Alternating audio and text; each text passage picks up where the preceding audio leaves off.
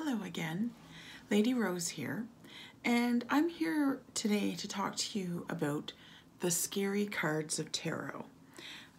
This is something I talk about and address kind of right in the first lesson of my tarot lessons when I do the course with my clients, for anyone that wants to learn tarot.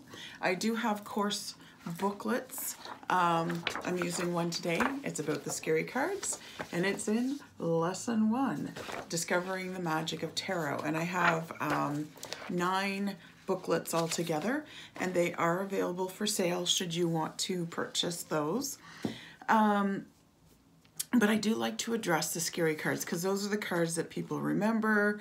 Those are the cards that, whether you dabble in tarot or whether you're a professional tarot reader, can sometimes be hard cards to deliver. One of the more common questions I get is, will you tell me the bad news if there is any? I do say, whether they want to hear it or not, I do say I am a non-filter reader. So I will deliver the bad news with the good. Now, I always do remind them that life has storms in it, and sometimes knowing a storm is coming can prepare you for it, and it sometimes lessens the storm a little bit, because if it's not coming at you out of left field, then you're a little more prepared for it, and you're a little more ready to handle the after fall or kind of repercussions of what is happening. Now, when I talk about the scary cards, they're actually what I prefer to kind of refer to them as. They're the more intense life lessons that we all have to learn. Now, we don't all have to learn all the lessons, but we do have to learn some lessons, whether we want to or not. So, these are the biggest growth lesson cards as opposed to the scary cards. Now, I know Hollywood has done a great job of dun, dun, dun, the death card, Death rarely means death, but I'm going to go through some of what are considered the scary cards for both the major and minor arcana. Now, I can explain what the major and minor arcana are. I'll do a really quick synopsis of it right now. So there's 2 decks kind of in the tarot. One is you'll kind of sort of know it. It's got the suits, so we've got your swords and your wands and your cups and your pentacles. You might recognize these as your playing card deck. Now, the tarot does have a few extra cards in it that the playing card deck doesn't have, but the playing card deck basically is the same thing as the minor arcana. So that's why some people use the playing card deck as a divination tool as well. And then there's the second deck sort of within the tarot, and it's called the major arcana. Now, the major arcana tend to be archetypes that we have to interact with, or life lessons we need to learn, big shifts in our life. Now, again, it's not a one and done. Like I've always said, life is repetition. The only things we don't need to repeat are birth and death. Those are the only 2 things in life we don't repeat. Everything else we repeat, and we have to need to repeat those things. So if you keep getting one of these cards, perhaps it's something that you need to pay attention to, or something that's repeating in your life. And the minor arcana tend to deal with more everyday kind of smaller issues. So moving on as to what the scary cards are. So like I say, I present them right at the beginning when I'm teaching tarot, so that those that become readers know how to handle some of these scary cards, because sometimes they pop up and you're like, oh my God, I don't know what to tell the client. But I don't really say there are any, like I said, scary cards in tarot. They are cards that contain a more intense life lesson. They're spiritual lessons, very powerful spiritual lessons, and they often, the hope of all of them is that they lead to joy and happiness. Tarot always has a way of telling you the hard truth. I find that's the big difference between tarot cards and oracle cards. Oracle cards often give soft messages, gentle messages, Tarot's not soft and gentle if it doesn't want to be. It can be, but you know, if there's something that needs to be heard, then it will tell you. So the first scary card, we're going to start with the Major Arcana, is the Moon card. Sometimes people get scared of this card. Sometimes it looks, now here it looks rather cheerful, really. I'm using the Rider-Waite-Smith deck because this is the deck, sort of the go-to deck. This is the one a lot of people learn on. This is the one too, I always insist my students get this deck to learn the tarot, because this is what's considered the original modern day tarot. Modern day, not the original tarot, but the original modern day tarot. And when you're reading a tarot book that's, you know, giving you insight or lessons on tarot or whatever it might be, they're often referring to this deck. So once you know this deck, because this is the go-to deck, then you can translate that to any other deck, regardless of whether they change the suits or the rhythm of the tarot deck or whatever it might be, because sometimes different creators or different artists change the vibe of tarot, change, you know, they take cards in and out, that sort of thing. So, or they change the numbers even. I think strength is one of those ones that varies depending on the tarot. So if you know this one, then you can translate it over. And whenever they say it follows the traditional tarot pattern, when they're describing a deck, they're referring to this deck. This is the traditional tarot pattern. So the Moon card, like I said, it looks rather cheerful here, but sometimes it can have sort of mean looking dogs on it. It can be kind of spooky looking. The Moon isn't a scary card by any means. It's usually about balance, because you'll notice there's two towers here. There's two dogs. One is supposed to be the domesticated dog. One is the wild dog. And it's sort of like, which one are you feeding? Are you balancing them both out? Because it's not, sometimes people put the wild dog is the one out of control. It's not always out of control. It's just, are you balancing, you know, your practical everyday life where you have responsibilities and rules? Are you balancing that with having fun, maybe having some wild times, being spontaneous, that sort of thing? So sometimes it's a question of balance. It's a question of self-care, because a lot of times there's a ritual happening in it. I'm just seeing if I can find my working deck, because oh, the Moon is different in this one.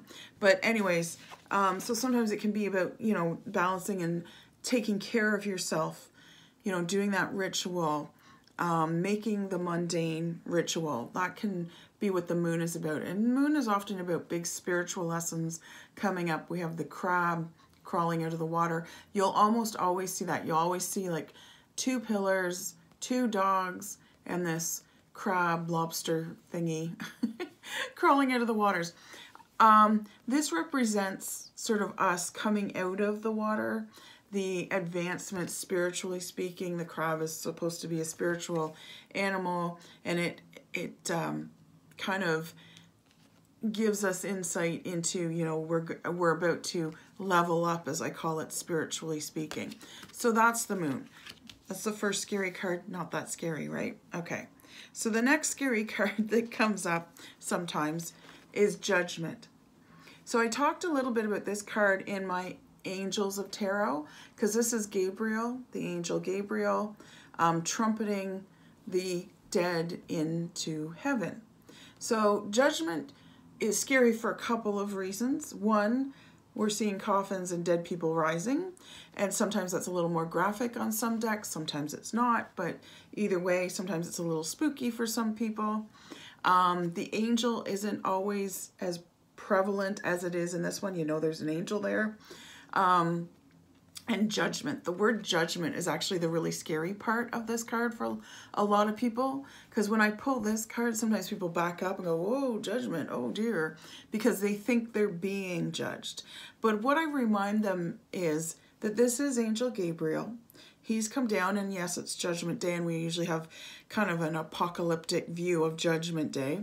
And he's trumpeting in the dead into heaven. So I remind people that if he's already saying, come on to heaven, that means you've already made the right judgments. He's not here to judge you. He's here to tell you you made the right decisions and now you're on your way to heaven. So judgment, when it gets pulled, a lot of the times it's a confirmation card, I call it. Confirmation that you're going in the right direction. It's also one of the master numbers, or not master numbers, but it's 2 10s together. So it's about 2 completions, 2 gifts, because 10s are a completion with a gift. So judgment is, like I said, that confirmation card saying that you've made those right decisions, you're on the right path. So if someone comes in and says, I don't know if I'm going the right way, I'm thinking about doing this and I've done this part so far and I'm just wondering if I'm heading in the right direction. If this card shows up, I'm like, yep, you're going in the right direction, you're doing good, you're fine. And you got Angel Gabriel around here with you. So that's good. So a lot of people pull back on judgment because they think they're being judged. So I try to remind people that, no, it's judgment, meaning you've made the right judgments. So that's what judgment is about. The next scary card is the Hanging Man, or the Hanged Man. Depends on the tech, on how it's phrased. Now, again, he looks kind of, not that bad. He's not scary necessarily looking. And often I tend to tip him this way because, I don't know. But he's supposed to be this way if he's right side up. And some decks, it can be a little scary of what this Hanging Man looks like. So I understand the fear a little bit, but I do, and a Hanging Man or the Hanged Man, that doesn't sound great. It's usually, you think of, chopping off of heads and discipline and, executions and things like that. But that's not what this guy's about. If you really look at him, he's actually tied up in a tree here. And most of the time he is tied up in a tree, or he's, sort of upside down on his own. Sometimes he's a little tangled up, because sometimes the hangman can be that you're feeling a little confused or you're feeling a little discombobulated. And often when this card shows up, it's a sign that you kind of need to take a step back and change your perspective, and then things come clear. Now he's in sort of a bit of a yoga pose here, so he's very relaxed. I can't remember which deck I have that he looks like he's meditating, and that's kind of what he's doing. He's doing a little bit of meditation. He's got sort of a halo around his head here. It's gold, so his aura is good, right? But his aura is not good until he hangs upside down, because what he's done is he's purposely changed his perspective and trying to see either the point of view from someone else's point of view, changing the situation around, looking at it from a different perspective, a different angle, sort of walking a mile in someone else's shoes and seeing, like I said, their point of view. So when this shows up, a lot of times, it's like, have you had a discussion or a debate or even an argument with someone and you thought your way was the right way? Perhaps when this shows up, it means that you need to change your perspective. So it's not about death, it's not about execution, it's about changing your perspective and perhaps doing some meditation on the situation, really thinking it out, not necessarily going with your first impulse, but thinking deeper. And that's what deeper thinking is not always going with the first, what's your initial reaction, but go deeper than that. Find out what's flowing under the river. We like to get the first answer because it's like, oh, now I've got the answer, and we run off with that. Sometimes you got to go deeper, and that sometimes takes time. And as a society, we're very impatient. So when the hangman or the hanging man shows up, it's about changing your perspective, taking some time to meditate and contemplate, and having patience. That's the big lesson with the Hanged Man, is having patience and changing your perspective and knowing the way you see things. Like, it's a challenging card because it does make you challenge your beliefs. It makes you challenge your thoughts. It makes you challenge your perspective. It makes you realize that your way's not always the only way or always the right way, that sort of thing. So that's the lesson of the Hanged Man. like I said, it's not about death or execution. So the next scary card, I'm going up, is the Devil card. Sometimes people get scared of the Devil card. The devil doesn't bring up good images, obviously. We think demons and demonic possessions and all that kind of stuff. And of course, notoriously speaking, the devil has not always been a good guy in the books. Now, in my Angels of Tarot, I did talk about the Devil card because the devil himself, Lucifer, was an angel in heaven. He was the highest angel in heaven, and that's why the whole war between him and Saint Michael started. And I go deeper, I think, in that video about it.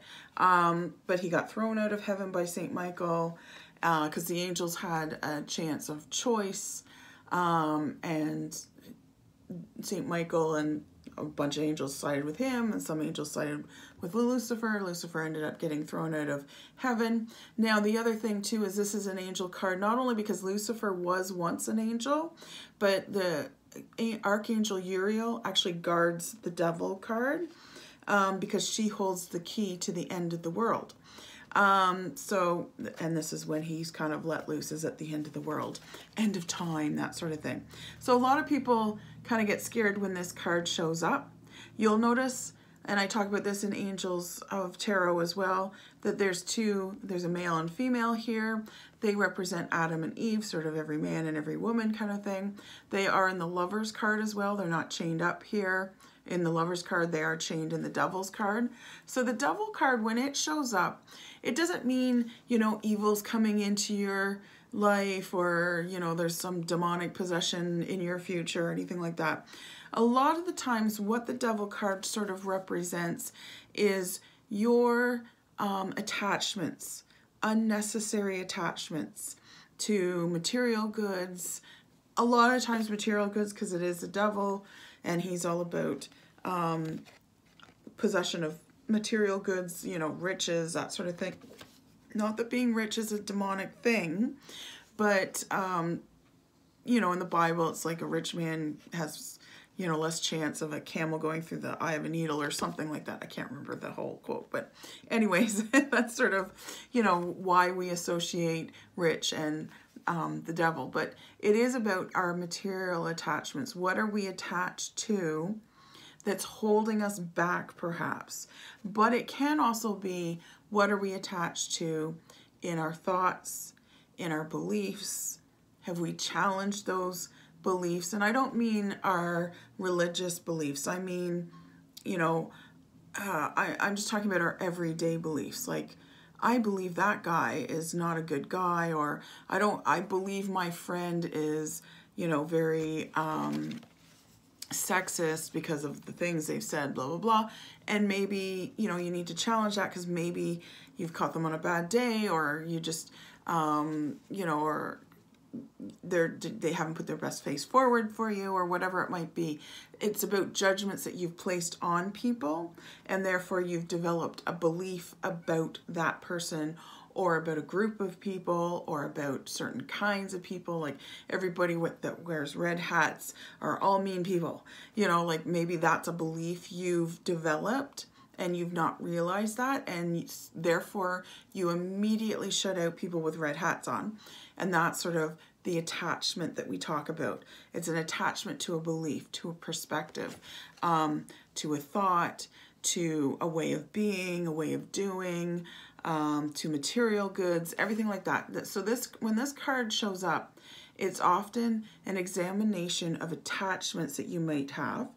This is actually the card where you might want to question your judgments. Maybe you're going down the wrong road and this isn't the road for you, and this is a big stop sign saying, yeah, no, this isn't good for you. So this is the card where, as opposed to judgment, that maybe let's examine your judgments. What decisions have you made that have brought you to this place, kind of thing, where you're feeling chained, where you're feeling, you know, trapped, that sort of thing. So that's what the Devil card is about. So it's about examination of yourself and whether you've made the right decisions, whether some decisions could have been made better, what course corrections can you take. So it's not about condemning or about saying, oh, you're a bad, awful person. It's about course corrections. And that's oftentimes what a tarot reading can be, is about, you know, this isn't the best path for you, or maybe there's a different path, or maybe you need to change your course, that sort of thing. And also about attachments, because when we have lots of attachments, we tend to trap and chain ourselves in our thoughts, in what we have, you know, that sort of thing. And maybe we're not allowing love to come in, because love's a big one. When's love coming in? And then the devil shows up. It's like, well, maybe you're creating some blocks, because the devil's about blocks as well. What blocks are you creating in your life? So it's about self-reflection and questioning the decisions you've made. You can't go back and remake those decisions, but you can course correct. So when this card shows up, it's often about a course correction is needed. And we all need them every once in a while. So don't feel that it's an evil thing when it shows up and that you're an evil person and you've done evil things or anything like that. That's not what this card is about. So the next scary card is the Tower. This can be a very scary card for a lot of people. A lot of people back away from this card because it's usually, you know, this is sort of a cartoon version almost, it seems, compared to other Tower cards that I've seen. So it can be very like, it's destruction, there's lightning coming down, there's fire, a building, a strong tower building is blowing up, and people are falling to their death out of it. So this is not a pleasant card to look at, but there is hope in this card.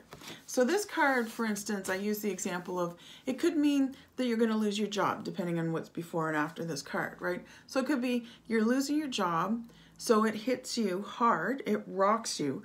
Anything that the Tower brings is always something that rocks you hard. It's like, wow, okay, so this isn't like a slight slap up the head. This is like, yeah, your head's being driven to the ground right now. And the Tower card is always something big like that. It can be out of left field. However, like I said, it could be like you're going to lose your job. This is what I see. You know, maybe that's what I see.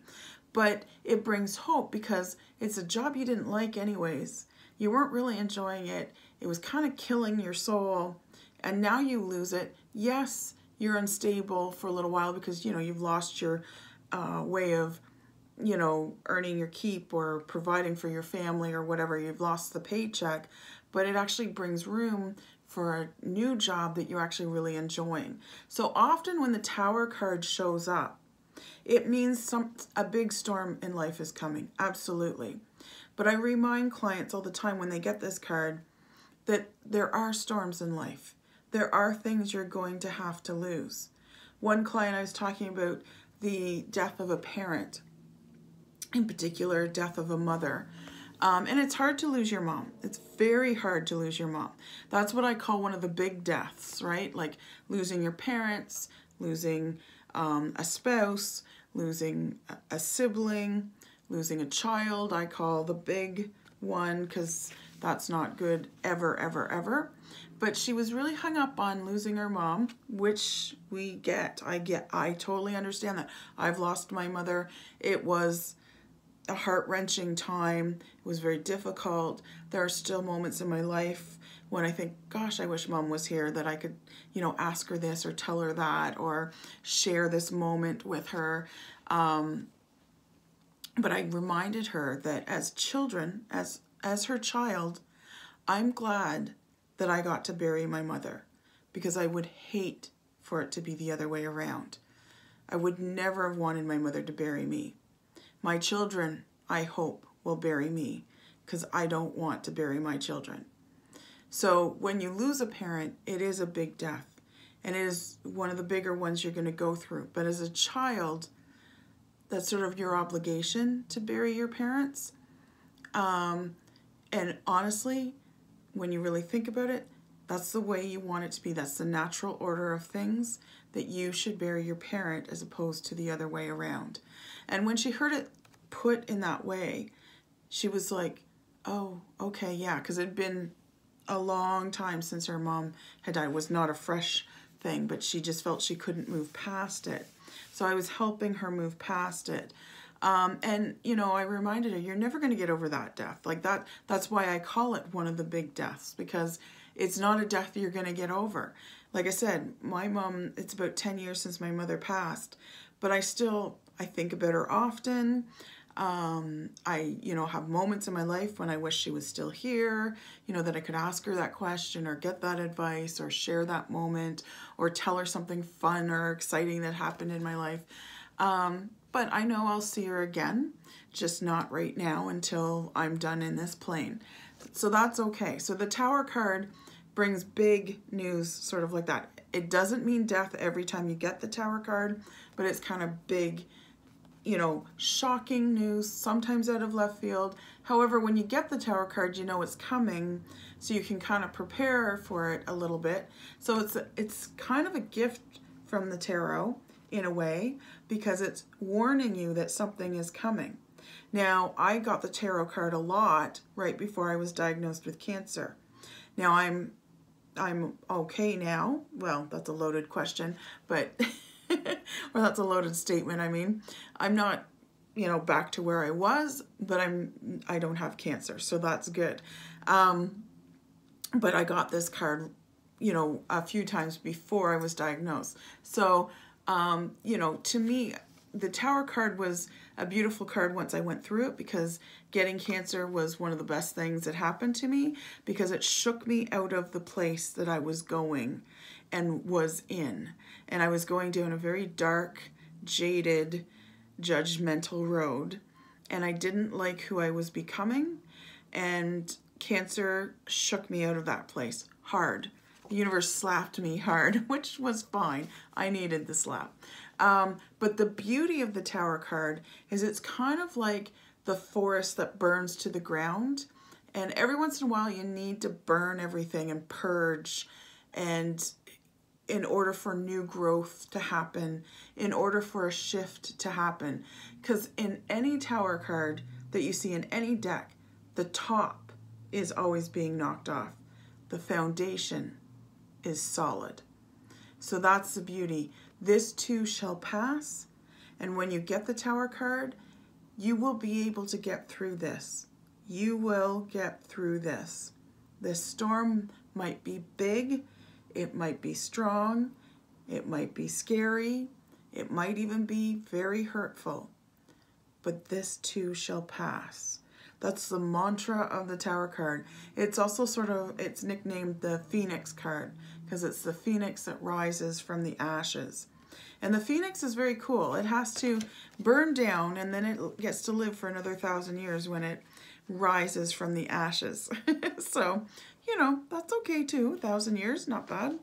So the next scary card, like I said earlier, that Hollywood has really put a dun dun dun onto, is the Death card. Now, the Death card is very, extremely rarely about actual death. The tarot does a couple of things, or doesn't do a couple of things. One, it doesn't predict lottery winnings, because I hear that joke all the time. And two, it doesn't really predict deaths either. Mostly because we're not supposed to know our own death. You know, death comes when death is ready to come and when it's our time to come. And it's not death usually about us. If it is talking about death, it's not like you're going to die. It's not like a loved one is going to die. Very, very rarely does it actually talk about death. Like literal death of someone you know, kind of thing, or yourself. I have never had the Death card talk about death of that person, of the client that I'm doing. I think I know of once, and there may have been twice, that the Death card did address death of a loved one, but they came in sort of wanting to talk about that loved one. So, you know, and I've, you know, been reading cards for 20 years. So yeah, once a decade, maybe you might see the Death card actually talking about death. However, most of the time what death is talking about is a new cycle starting. Because death is, we experience a lot of death through our lives. And I don't mean death of people and loved ones and things like that. I mean, there's many little deaths that we go through, right? The death of a rejection of someone. You know, like when we're rejected, it's like a death we're going through, right? Even more tame than that is when you're moving from one house to the other. Even if you're moving to your dream house and this is so much better, you still created memories, you still created love.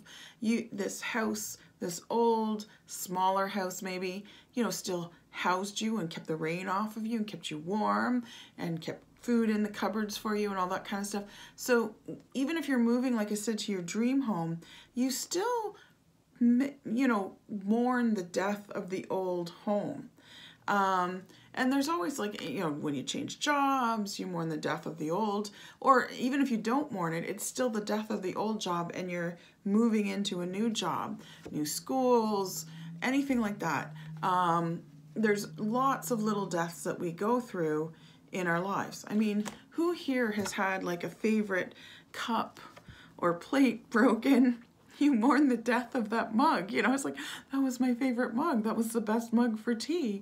And you dropped it and you broke it. And you mourn the death of that mug because it shattered and it can't be put back together, kind of thing. So that's what death is. It talks about new beginnings, because when death happens, like, every year we go through the seasons, and fall is the death of the leaves of the tree, and winter is when everything has gone to sleep and it's kind of in a death mode, and then we come back to spring and everything comes back to life. That's, you know, a death of sorts as well, right? And we go through that every year, and we know it's coming, and we go through it, and we have different energies and different seasons, and that's what death is all about. New doors opening, old doors closing. It can be a little bit about attachments too, you know, cutting cords and that sort of thing. But there's a lot of hope to death. And you can see, like, it's usually, you know, this black guy in black armor here riding this white horse. This is a white rose, by the way, because white roses are traditional funeral roses. They're also the roses of rebirth and hope. And roses speak different languages depending on what color it is. And then we've got, well, we've got a couple people in this particular one lying down and looks like they're sad, but we've got a priest or a bishop of some kind here addressing death, because usually when there's a death, like of people that happen, there's usually some kind of minister or holy person involved that, you know, helps us through that process. I find it kind of interesting that in the background, and they say this about the Rider-Waite-Smith deck, and I do include Smith, by the way, because she was the artist of all these cards, and she was not included in the credits for a long, long time, and she died penniless, which is kind of sad. So I do like to include her. The other Rider and Waite were gentlemen, and Smith was a woman, and she was not given the credit due while she was alive. But I find it interesting that the pillars from the moon card are back in the background, and they say that in the Rider-Waite-Smith deck that it's important to pay attention to the background, because the other cool thing about this deck is nothing is placed here by accident. It is all on purpose. So I find the Rider-Waite-Smith deck is one of those decks I keep coming back to and finding new things. And, you know, it seems simplistic. I don't really use it as a reading deck, but I do use it as a studying deck, because once you know this deck, then you can translate to any other deck. But I always find it interesting that, like I said, I've been doing this for over 20 years, and I still come back to this deck and I still find new things. So there's the pillars of the moon card, but interestingly enough, it's a sun that's behind them now. So it's sort of like a sun is rising, because the death brings the curtain down, but the sun raises it, right? So interesting kind of, you know, perspective there. Who knew? I found something out. And then you've got this boat in the river, right? Like the river Styx, associated with death. You got a cross with the ferryman. I wonder if there's any coins in here. Be interesting if there were some coins. I can't see any right now, but I don't have my glasses on. I can see some details, but so that's one of the scary cards. It's usually the scariest. It does not mean death. It just means new cycles, new things are coming. Death brings that hope of newness, new opportunities, new doors opening, that sort of thing. But in order to get to the new door, you have to close the old door. So there has to be the death of whatever you're coming through. And it could be a small death. Like I said, you know, that favorite coffee mug, it could be, but then you find a better one and it's even better for your tea. So now we're going into the minor arcana of the scary cards. So one of the scary cards that people often get a little afraid of is the Five of Cups. Now this card is actually nicknamed, and the fives are hard in tarot, and I'll explain that in a minute, but this card is actually nicknamed the grieving card. So when people hear that, they think, oh, and of course you think death, and people don't like to think about death. So this is the grieving card, and you know, it's a man in a black cloak who looks very sad, and there's a bunch of cups tipped over. It's not a nice looking card, you know, and in other tarot decks, it's also kind of a sad, somber looking card. Now, the fives in tarot, so I'll talk a little bit about that. So 5 is a transition number, and I always say fives are a hard transition though. So they're not easy to come through, but they're always from a spot of not great to much better. Okay, so we've got the Five of Cups, nicknamed the grieving card. So the nice thing about this card and the hope of this card is that it usually shows up when you're kind of near the end of the grieving process. Now, it doesn't mean you're going to forget the person, and a lot of people get stuck in that grieving process because they believe if I stop grieving, then I've let the person go.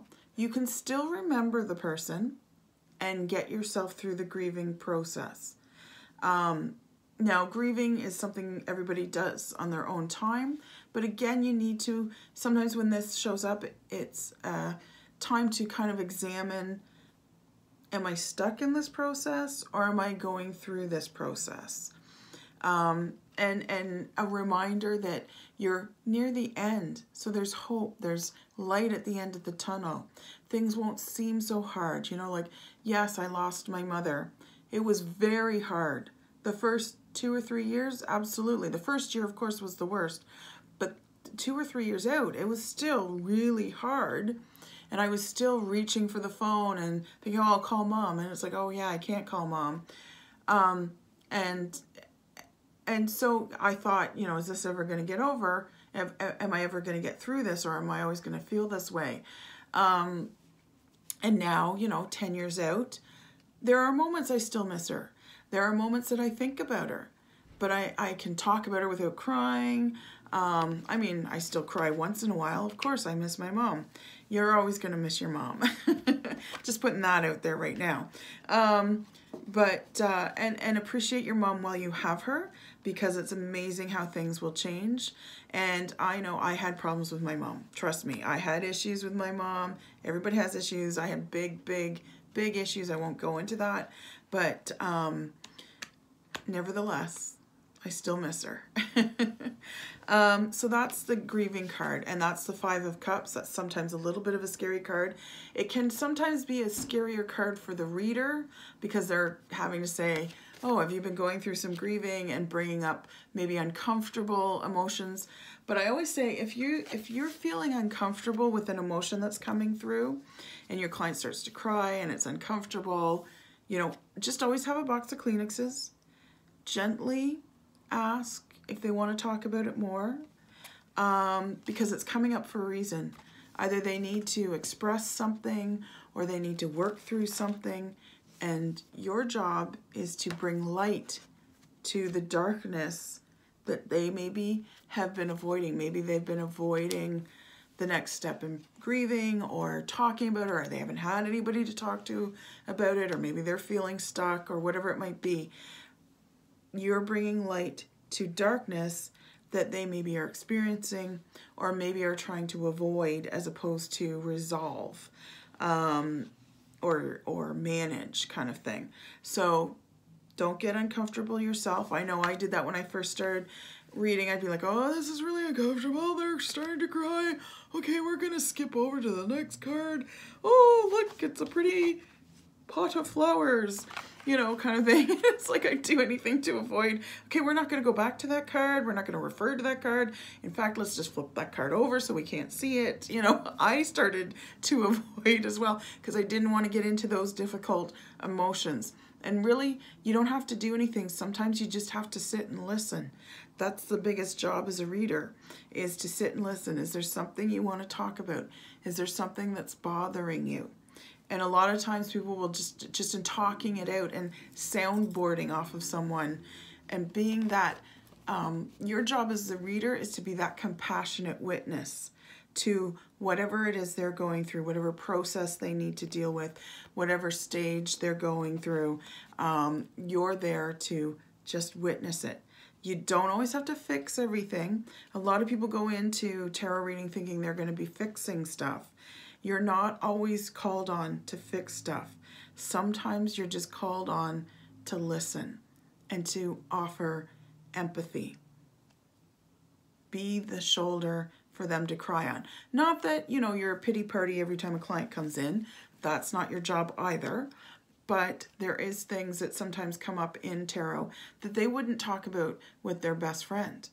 But it's coming up in tarot because tarot knows this is something they need to talk about. And you're that person that they can talk about, that third party, so to speak, the one with no skin in the game kind of thing, right? That is what makes you the compassionate witness. And that sometimes is the hardest job, but the biggest job of a reader. So, moving onwards and upwards, I have another 5. Like I said, the 5s are not pleasant in tarot because they are that transition number. Transition from not so great to much better. So, the 5 of Pentacles. This is often a hard one for people to see. These people are in rags. They're outside of a church in winter, no less. And they look like they're either going to beg or they're going to church to ask for some charity, which is always hard to do when you're in a tough spot. So a lot of times when this card shows up, it means a few different things. Now, because it's Pentacles, sometimes I'll just outright say, hey, have you had some money issues lately? They'll say yes or no. And if they say yes, then I can reassure them that things are about to get better. Because this is a transition number. This is you going from begging to now you've got the, beautiful job and you're paying your own bills and it's life is grand and all that kind of stuff. If they say, no, I haven't had any money issues, then often this card means, is there some help that you need that you have not asked for, that you have been too proud or too ashamed to ask for help in any area in your life? Because sometimes this is one of those cards where you need to reach out and ask for help. You are not going to get through this on your own. You are not going to be able to resolve this by yourself. This can also talk to addictions as well. And, we want to micromanage our own lives and we want to do it ourselves. We want to be the hero of our life. And often we think of heroes as lone wolves. Wolves actually travel in packs and work better in packs. So keep that in mind when you're thinking lone wolf thing. The lone wolves very rarely survive. They've been kicked out of the pack for a reason, and lone wolves aren't always heroes. I know we want to be heroes, and I know a lot of the movies portray lone wolves as the heroes, the guy riding off into the sunset, not needing the girl, and having shot all the bad guys and all that kind of stuff. But really, you do need help, and as humans, we need help. There's a reason why we have families, why we have packs, why we have villages, because there's safety in numbers, and it's good to ask for help when you need it.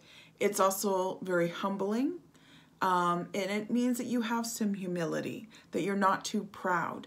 Don't let your pride get in the way when this card shows up. Sometimes That's telling me your pride is getting in the way. That's your ego getting in the way. You're not in touch with your higher self, that sort of thing. And it can just mean a better job's on the way too. So it's always a good card, even though it looks bad. And I always jokingly say that. It doesn't matter what deck I've used, the Five of Pentacles always looks horrible. And I'm always like, I know this looks horrible, but really it's a good thing. So I always, you know, ease them into that because they're usually like, whoa. Now the other really hard card, and this is actually what I call one of the harder cards to deal with in the minor arcana, and it is the Three of Swords. And there are some really bloody hearts out there in the tarot world. This is, like I said, the Rider-Waite-Smith deck is actually a kind, gentle deck when you really look at it. But a lot of the times these hearts can look just terrible. And you're like, oh my God, the Three of Hearts just turned up, you know. So this, you know, and there's storm clouds and it's raining, right? Like, so it's, yes, it's a storm card. Yes, it's kind of like the Tower that way. It means, you know, there is going to be some disappointment. There is going to be some heartbreak, but it happens in life. And sometimes as a non-filter reader, it's hard to deliver that hard news, to say, there's someone in your life right now that's going to disappoint you. And more often than not, the reader, or the client, I mean, knows who it probably is going to be. Because we have a sixth sense about that. We don't want to see it. Again, tarot, like I always jokingly say at the beginning of a reading, will tell you what you need to hear as opposed to what you want to hear. And a lot of times our sixth sense is right that, oh yeah, I'm pretty sure that person's going to be the one that disappoints me. Now sometimes even they are wrong in who they think it's going to be, or someone's going to break your heart in some way. It's not always break your heart in a romantic way. It could be your son's going to fall off the wagon and go back to the drug of choice or the liquor of choice. He's going to have a slip. You know, it could be something like that, right? So someone's going to disappoint you, someone's going to break your heart, and it's going to be a hard time. As you can see, there's 3 swords in the heart, so it's not going to feel good. But the beauty, so there is some hope in here, okay? So the hope is keep the communication lines open, keep the relationship healthy, whatever that definition is for you. Whether, and when I say keep the communication lines open, I mean, I'm here for you when you're well. You know, like, don't enable the addict. Don't create an environment of communication and abuse. Like, don't enable them kind of thing, right? With the addict. It doesn't mean you're going to sit down and have tea with them every day. It just means I'm here for when you make the decision that you need to get better and that you are better. I'm here for support if you need it in a healthy way. So like I said, because it's swords, so it's all about thinking, it's all about speaking, it's your thoughts, your ideas, and your speech, right? So keeping yourself healthy as well, right? Because you can't help a drowning person by jumping in the pool with them.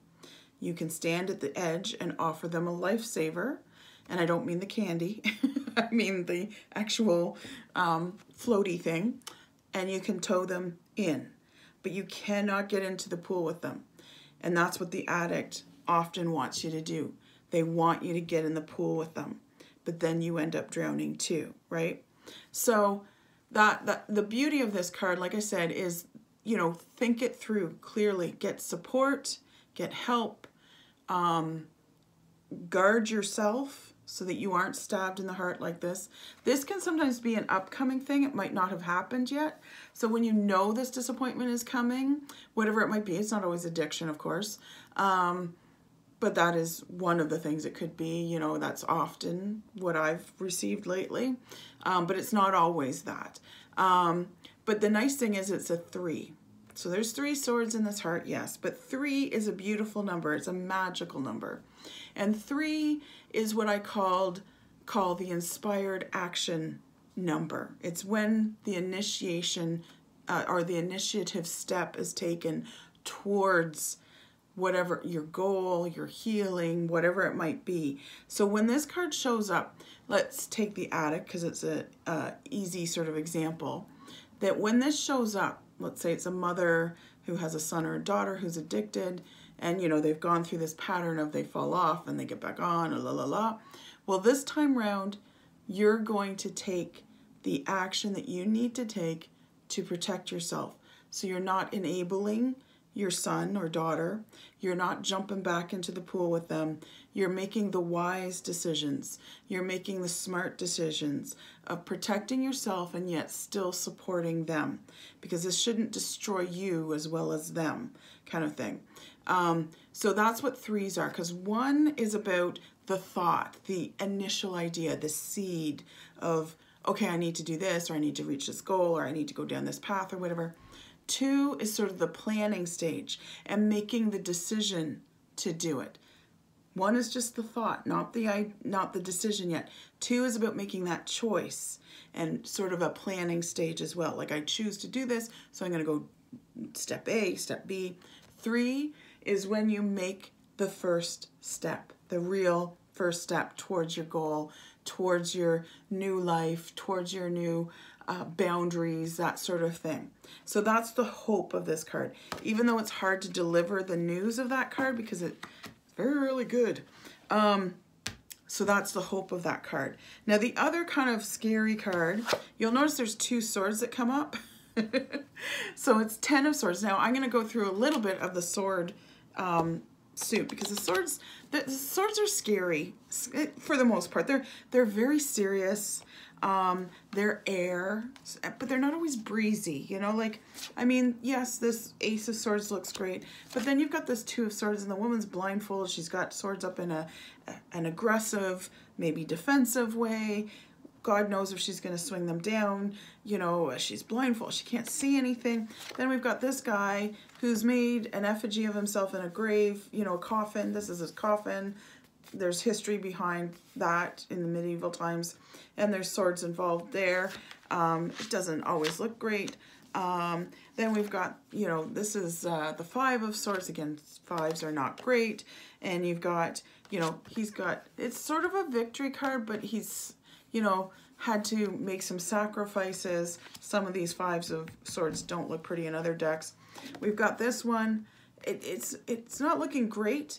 In my working deck, it actually is a very beautiful card, one of the very rare, beautiful Six of Swords. But the Six of Swords usually doesn't look great. It looks like you're escaping from something.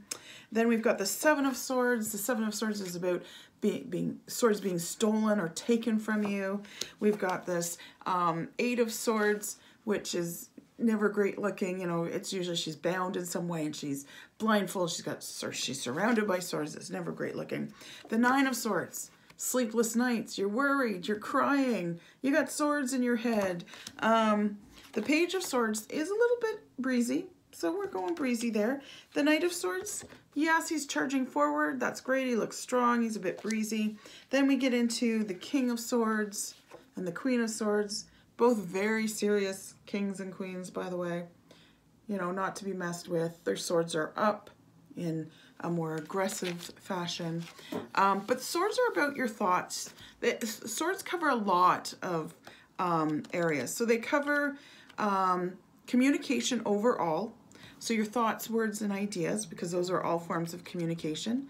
They cover legal issues. So I have a friend who is a lawyer, or was a lawyer. She's retired now. But she would get swords all over the place in her readings. And I'm like, geez, I wonder if you're a lawyer. So lawyers do tend to get a lot of swords, but also if there's a legal issue happening in someone's life, they will tend to get a lot of swords. So legal issues, because I always jokingly say, if you've ever hired a lawyer, you know you're hiring them by the word, so it can get pricey. Thus the reason they're swords, because it's all about the words.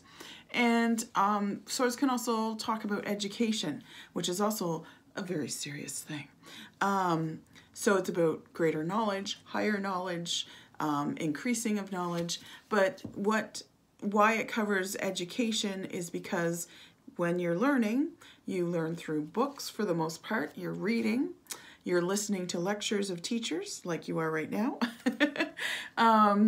And you're writing essays, very long essays, sometimes theses and all these kind of things. So everything is about words when you're learning, right? So that's why it covers education.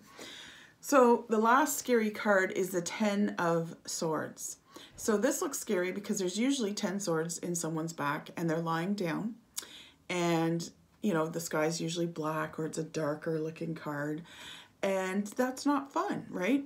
So, but this is actually a good card. And again, this is kind of like the 5 of Pentacles. When it flips over, I'm like, okay, I know this looks bad, but here's the hope. So it's a 10. So 9s are actually a completion of a cycle. So something's finishing up in your life.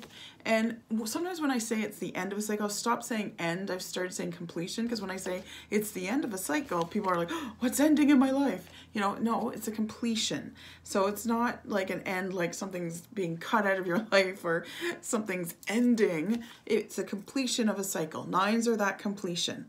10s are completion with a gift. So the gift can be a brand new door opening for you, or something's coming into your life, or whatever it is. So a lot of times when this 10 of Swords shows up, sometimes this can talk about gossip.